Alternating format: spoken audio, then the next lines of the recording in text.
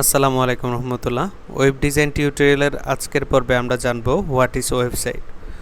Website হচ্ছে মূলত অনেকগুলো ওয়েব পেজের সমন্বয়ে গঠিত একটি ডিজিটাল ফাইলস, অর্থাৎ যেখানে কিছু HTML রয়েছে এবং ওই HTML এর মধ্যে অনেক ধরনের কন্টেন্ট রয়েছে এবং এই কন্টেন্টগুলো মূলত কোনো একটি হোস্টেড কম্পিউটারের সাথে কানেক্টেড থাকে বা স্টোর আকারে থাকে, যেটা আমরা ওভার দ্য ইন্টারনেট অ্যাক্সেস করতে পারি। আর এই ধরনের কম্পিউটারকে আমরা ওয়েব সার্ভার বলে থাকি। যদি আমি আমার চিত্রের মাধ্যমে দেখি একটা ওয়েব সার্ভারের সাথে আমাদের ওয়েব ব্রাউজার কীভাবে কমিউনিকেট করে, অর্থাৎ আমাদের যে ওয়েব ব্রাউজারটা রয়েছে সেটা ইন্টারনেটের থ্রুতে ওয়েব সার্ভারের সাথে কমিউনিকেট করতেছে এবং সেই ওয়েব সার্ভারটা একটা রেসপন্স ব্যাক করতেছে। সো এক্ষেত্রে আমরা যখন একটা ওয়েব ব্রাউজারে যাই তখন একটা ওয়েবসাইটকে অ্যাক্সেস করার জন্য আমাদেরকে একটা ডোমেইন লিখতে হয় বা একটা ডোমেইনের মাধ্যমে আমরা অ্যাক্সেস করি, অর্থাৎ ওই ডোমেইন আমাদেরকে সার্ভার পর্যন্ত পৌঁছায়। এখন এই ডোমেইনটা কিভাবে সার্ভারের কাছে পৌঁছায়? আমরা জানি কোনো একটা সার্ভার বা কোনো একটা কম্পিউটার একটা আইপি অ্যাড্রেস দ্বারা পরিচিত হয়ে থাকে বা একটা আইপি অ্যাড্রেস দিয়ে অ্যাক্সেস করতে হয়। আমাদের ব্রাউজার যখনই কোনো ডোমেন দিয়ে অ্যাক্সেস করতে চায় সার্ভারকে, তখনই একটা ডিএনএস সার্ভারকে সে অ্যাক্সেস করে একটা ডোমেনের থ্রুতে। তখন ওই ডিএনএস সার্ভারটা ওই অ্যাকচুয়াল ডোমেনের এগেনস্টে আমাদেরকে একটা আইপি অ্যাড্রেস দিয়ে থাকে। সেই আইপি অ্যাড্রেস দিয়ে পুনরায় সে একটি ওয়েব সার্ভারকে অ্যাক্সেস করে থাকে। অর্থাৎ আমরা যে facebook.com বা google.comকে অ্যাক্সেস করে থাকি, এদের অন্তরালে একটি আইপি অ্যাড্রেস রয়েছে, অর্থাৎ একটা ডোমেন একটা আইপি অ্যাড্রেসের মাধ্যমে ওয়েব সার্ভারকে অ্যাক্সেস করে থাকে। এখন আমরা যদি জানি আমাদের ওয়েব সার্ভার বা ক্লায়েন্ট কীভাবে সার্ভারের সাথে কমিউনিকেট করতেছে, এখন যখনই আপনার ওয়েব সার্ভার বা একটা ক্লায়েন্ট ওয়েব সার্ভারের সাথে কমিউনিকেট করে, তখন ওয়েব সার্ভার বিভিন্ন রকমের ফাংশনালিটির মাধ্যমে আমাদেরকে HTML, CSS এবং জাভাস্ক্রিপ্টের একটি কন্টেন্ট রেসপন্স আকারে প্রোভাইড করে, যেটা আমরা ওয়েবসাইটে দেখতে পাই। এখন আমরা যদি জানি ওয়েবসাইটের কম্পোনেন্টসগুলো কী, অর্থাৎ একটা ওয়েবসাইটের কিছু বেসিক কম্পোনেন্টস রয়েছে যেগুলা একটা ওয়েবসাইটকে প্রকাশ করে থাকে। অর্থাৎ আমরা যখন একটা ওয়েবসাইট নির্মাণ করার চেষ্টা করব বা একটা ওয়েবসাইট বানানোর চেষ্টা করব, সেক্ষেত্রে সবার প্রথমে যে জিনিসটা আসে ওয়েব হোস্টিং, অর্থাৎ আমরা যে ওয়েবসাইটটা তৈরি করব সেটা যেখানে হোস্ট করব বা স্টোর করব সেটাকে ওয়েব হোস্ট বলা হচ্ছে।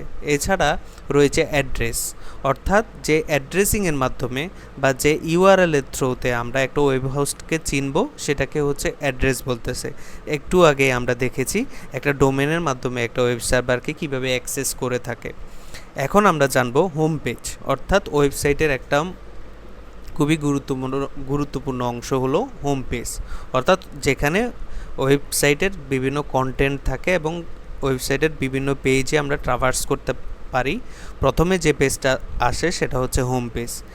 এরপরে আমরা যে কম্পোনেন্টসটা নিয়ে আলোচনা করব সেটা হচ্ছে ডিজাইন, অর্থাৎ একটা ওয়েবসাইটকে লুক্রেটিভ বা ইউআই ইন্টারেক্টিভ করার ক্ষেত্রে ওয়েবসাইটের অবশ্যই ডিজাইনের দিকটা বিবেচনা করতে হবে, বা আমি কি গোলে বা কী ধরনের ওয়েবসাইট নির্মাণ করতেছি তা প্রকাশ করে একটা ডিজাইনের মাধ্যমে।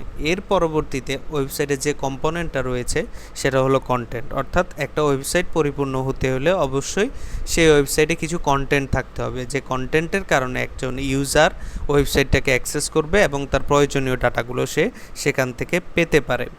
এখন আমরা যেটা নিয়ে আলোচনা করব সেটা হচ্ছে ওয়েবসাইটের টাইপস, অর্থাৎ আমাদের দৈনন্দিন জীবনে যে ওয়েবসাইটগুলো রয়েছে সেগুলো দুইটা টাইপের ওয়েবসাইটে বিভক্ত, একটা হলো স্ট্যাটিক ওয়েবসাইট এবং একটি ডাইনামিক ওয়েবসাইট।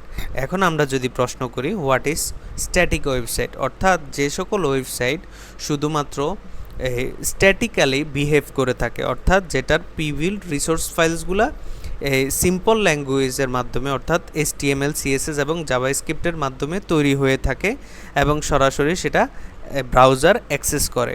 অর্থাৎ এই HTML, CSS, জাভাস্ক্রিপ্টের এগেনস্টে সার্ভারের সাথে কোনো ধরনের প্রসেসিং রিলেটেড কোনো ডিপেন্ডেন্সি থাকে না, অর্থাৎ একটা HTML ফাইল যেটার মধ্যে CSS এবং জাভাস্ক্রিপ্ট ইনক্লুডেড থাকে, সার্ভার শুধুমাত্র সেটা রেসপন্স করে এবং আমরা সেই সাইটটাকে অ্যাক্সেস করে থাকি, যেটার ব্যাক এন্ডে কোনো ধরনের ডেটাবেস রিলেটেড বা ফাংশনাল রিলেটেড কোনো ধরনের ডিপেন্ডেন্সি বা কানেক্টিভিটি থাকে না, বা সার্ভার কোনো ধরনের ডিপেন্ডেন্সি বা সাপোর্ট প্রসেসিং করে থাকে না, এবং এখানে কোনো ধরনের সার্ভার সাইড ল্যাঙ্গুয়েজ বা ফ্রেমওয়ার্ক ব্যবহার করা হয় না। এই ধরনের সাইটকে আমরা স্ট্যাটিক ওয়েবসাইট বলে থাকি। এখন যে টাইপটা নিয়ে আমরা কথা বলবো সেটা হচ্ছে ডাইনামিক ওয়েবসাইট। একটু আগে আমরা যে ওয়েবসাইটটা নিয়ে কথা বলেছি সেটা হচ্ছে স্ট্যাটিক ওয়েবসাইট। এই স্ট্যাটিক ওয়েবসাইট বা একটা ওয়েবসাইট বা ওয়েব পেজে যখন আমরা ডাইনামিক প্রসেস ইমপ্লিমেন্ট করব, অর্থাৎ ব্যাক ইন প্ল্যাটফর্ম আমরা ডেভেলপ করব এবং সার্ভার সাইড ফাংশনালিটির সাথে ওয়েবসাইটের কিছু ডিপেন্ডেন্সি তৈরি হবে, এবং সার্ভার সাইড স্ক্রিপ্টিং ল্যাঙ্গুয়েজগুলো আমরা ব্যবহার করব, like PHP, Python, Node JS, ASP.NET framework. এই ধরনের প্রসেসগুলো যখন আমরা ইমপ্লিমেন্ট করব এবং একটা ডাইনামিক বিহেভ দিব ওয়েবসাইটের মধ্যে, তখন তাকে আমরা ডাইনামিক ওয়েবসাইট বলে থাকি।